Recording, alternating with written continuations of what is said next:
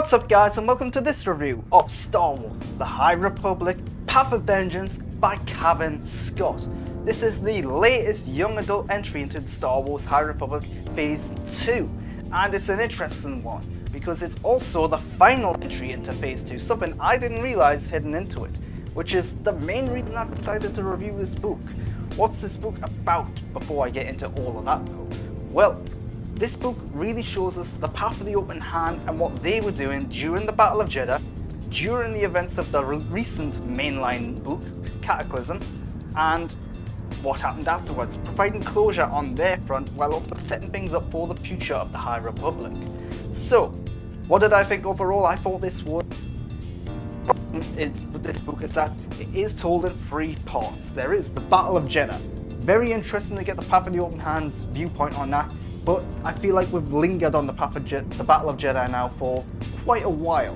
So yeah, great to see their viewpoint, great to see what's going on, great to finally get the full story of the Battle of Jeddah. It's just a shame that the Battle of Jeddah is now spread out across a bunch of different books and comics and audio books and all sorts. You can't actually get the full story unless you dabble in all of them. And this one, pretty pivotal to find out what the Path of the Open Hand is up to. The middle part of the book is where the Path of the Open Hand goes on a journey of sorts.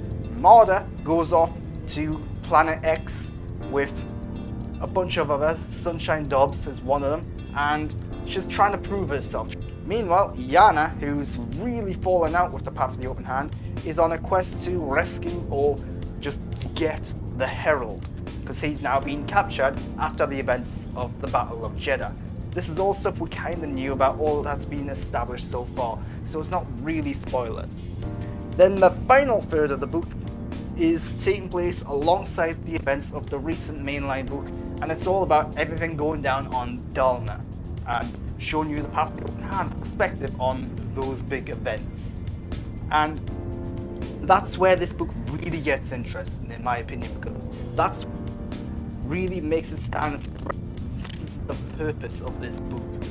The first third of the book, yeah, very interesting getting the other stuff about Jeddah, but I feel like we could have had that already. I feel like we should have had that already. The middle chunk is just characters going on a little journey. The stuff with the Herald and Yana I thought was quite good. The stuff about Planet X, I thought it was good how that tied into the events of the young readers books that are out there and really brought all that stuff together, brought everything in there. But again, it just feels like, right, you're putting these characters on this journey simply to have a journey here. I didn't particularly enjoy it, and it delves really into like the fantastical of Star Wars, something I'm not always huge on. But the third part of this book is about Dalna. Again, we've seen this event in other ways, in other books and so on now, but this really provides the closure we need on certain characters and the Path of the Open and what's going on in High Republic Phase 2. And this is what I think was the most interesting part of the book, because heading into this, I did not realize it was the end of Phase 2. Maybe I overlooked something, maybe I just wasn't paying attention or something. I don't know, but I was under the impression it was going to be another mainline Phase 2 book in the High Republic. I said it in my last review of the High Republic book that I'd done, saying that it's really doing a good job of setting things up what's to come, while also providing a lot of closure, leaving me not sure what's left. Notably, the mother got away at the end of the events of the last book. Well, this book really shows us what exactly happened to the mother. She didn't get away. I'm not going to go into spoilers or anything, but she's there, she's on Dalna, as well as some of the other characters. Marder, a major character in this book, the main character arguably, isn't even in the last mainline High Republic book. If you are just reading the mainline High Republic books, you're not going to have a clue what happened to the Path of the Open Hand, because that's in this book here, which is a really interesting choice, and not exactly a good choice, I don't think, because chances are most people are just going to read the mainline books and ignore the young adult books and the other stuff, and the comics and so on. So it's really interesting to have such major events happen in this book, and then not really being aware of it. And that's why I chose to review this book, because otherwise I wasn't planning on reviewing this book until I got to the final chunk of it, where I was like, oh no, this is so important, so major, that I have to. So yeah, interest, but not a great choice. But all that said and done, This does provide closure for some of the characters while establishing what's next for others in a vague sort of way. So I'm not going to get into spoilers too much, but it's still a little unclear how the path of the open hand goes from what it is at the end of this book to being the nihil in the first phase of the High Republic. Assuming that is a neat transition, which it's kind of hinted at. Again, hinted, not cemented in stone or anything like that.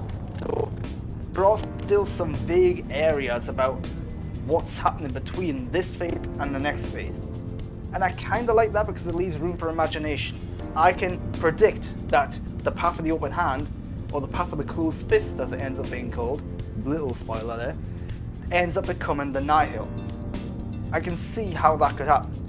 But this book doesn't overtly tell us how it happens, so that's interesting.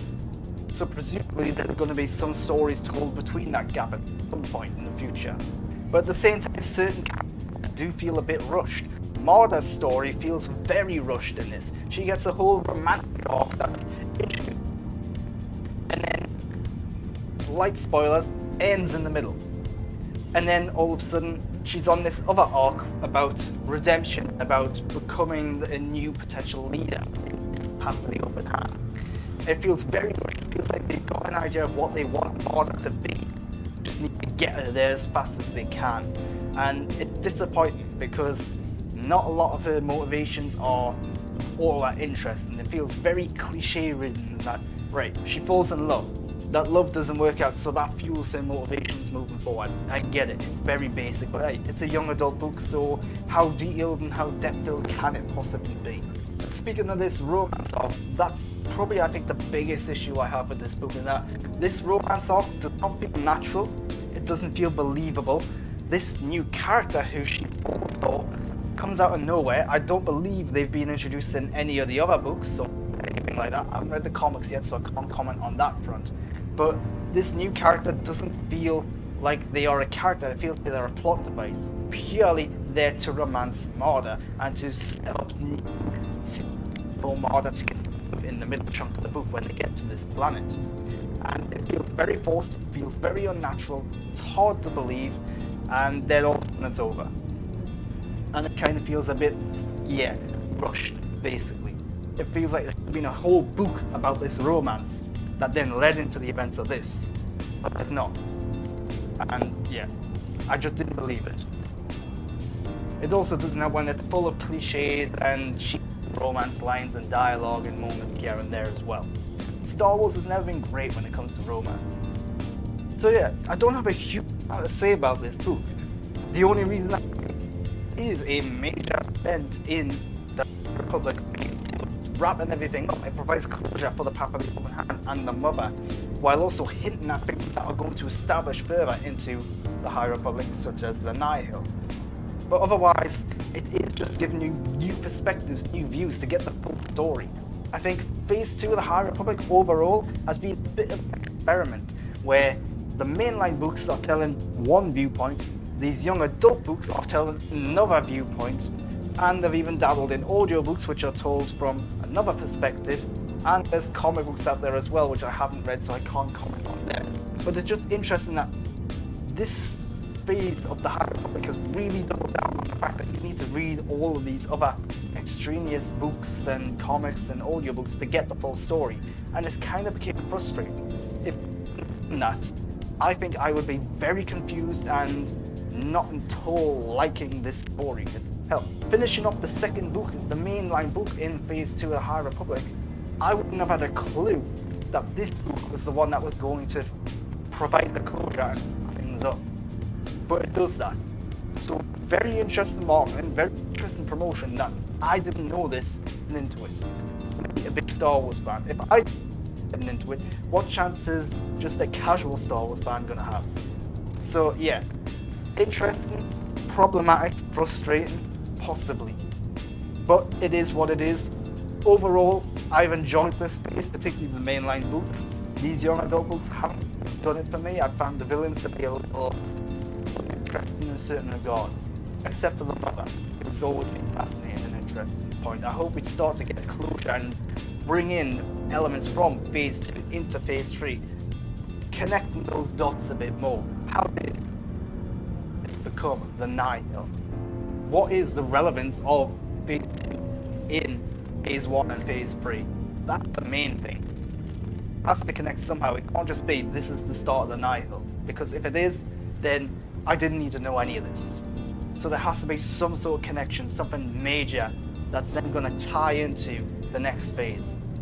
Otherwise, it's going to be pointless. But overall, Star Wars: The High Republic, Path of Vengeance is okay.